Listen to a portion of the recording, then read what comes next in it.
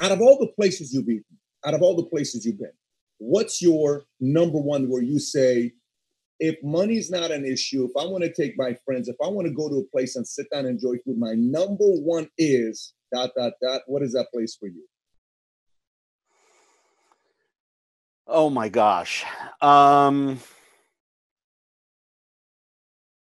That's a very difficult question to answer, and I would answer it differently today than I did a couple years ago. A couple years ago, I might have said something like, let's go and do the vegetarian tasting menu at Arpège in Paris. Let's go to one of the 3-star Michelin restaurants in Tokyo, right?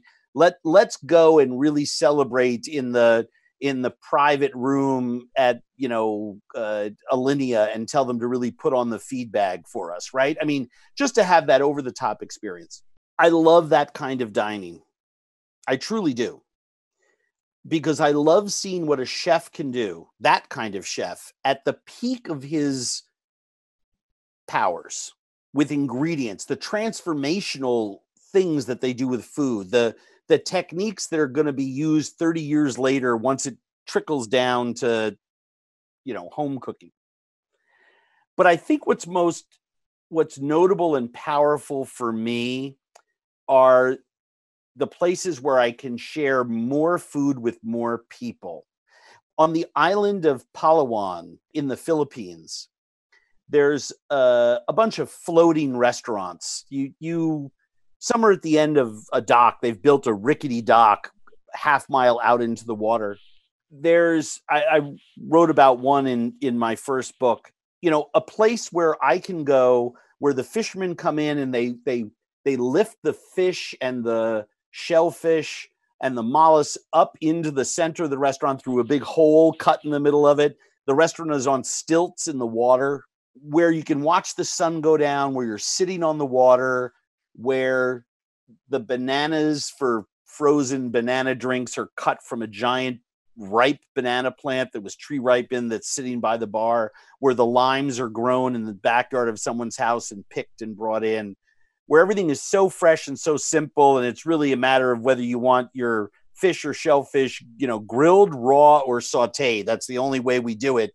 Pick your poison. Those are the kind of places that really thrill me the most. It has as much to do with location and simplicity of food as it does with the quality of what's being cooked, because I think the quality now means something different to me.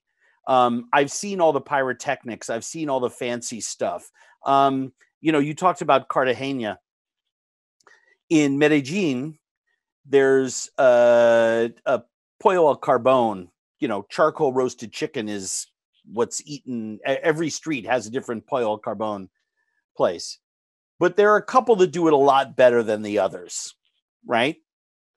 Give me a good pollo al carbone place and a lot of really cold, frosty root beer and 30 of my closest friends, and let us just sit there for hours and get messy with our fingers, eating pollo al carbone, going out into the street and buying a sugarcane juice with lime and mint crushed with it. I'm happy as a clam there. Last night, shooting an episode of Family Dinner, I was eating with a Nigerian family, and they did a version of burning meat on skewers, something that all over Africa, you go into neighborhoods and it's just people build a fire, throw a grill on top of it, and you can actually pick your cut. Typically, the animal is there being butchered on the back table, and you can point and say, I want a little shoulder, I want a little luxury cut, because everything costs a different price, right? They know the luxury cuts are more expensive than cuts from the leg or the tendon or the neck or the cheek.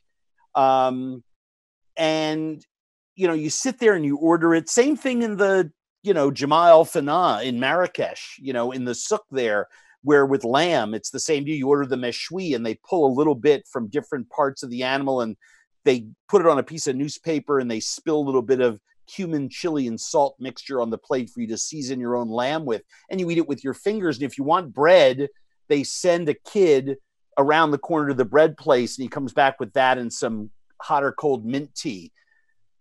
I'd rather eat in a place like that almost. If you said Andrew, let's you and I go to one place for dinner tonight, anywhere in the world.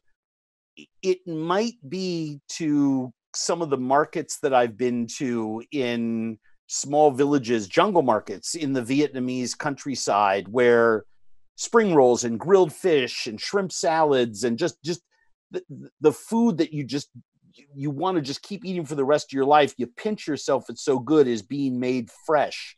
I remember being in Isan, Thailand, up in the north on the Laotian border, just about 30 miles from Vientiane, but about 8 miles in from the Laotian border. And I was on a farm, and they told me that they were going to make a shrimp salad, a drunken shrimp salad for dinner.